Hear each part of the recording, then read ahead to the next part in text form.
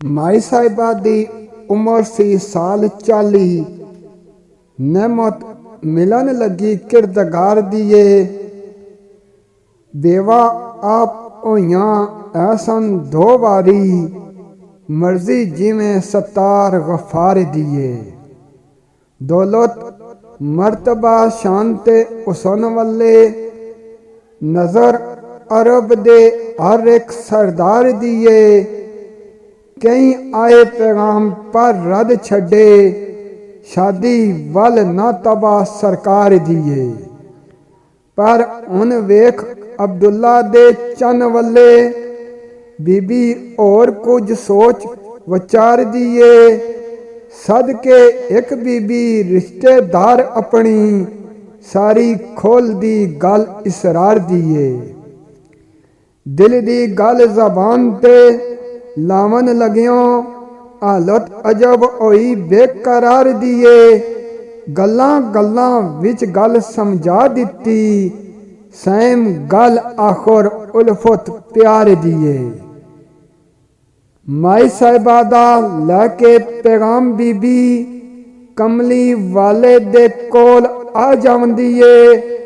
ज्यों कर चाहो ते हजरत निकाह कर लेवो, नाल अदब दे अर्ज उलामदी ए। पुछया सोने ने किना दे नाल बीबी, बीबी खोल के गल सुनावदी ए। जो कुछ हजरत खतीजा ने गलिया सी, पूरा पूरा पैगाम पहुंचावदी ए।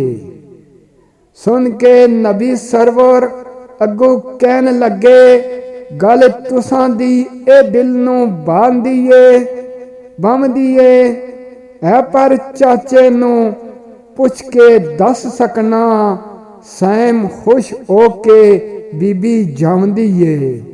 सैम खुश हो के बीबी जावंदी है। चाचे अबू तालब ताई गल सारी अरफ अरफ सरकार सुनावंदे ने।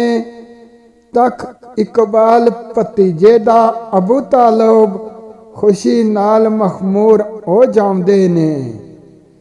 चावां नाल खतीजा वल अबू तालब अपने वलों पैगाम पहुंचावंदे ने। उधर आसी ओ कठियां दिन वक्त मुकर्रर फरमावंदे ने।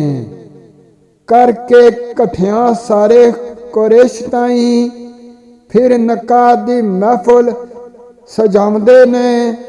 वरका बिन नवाफल माई साहिबा वल्लों वली होन दे फर्ज निभावंदे ने। अबू तालब ने खुतबा निकाह पढ़िया, सारे ही लोग ने खुशियां मनावंदे ने।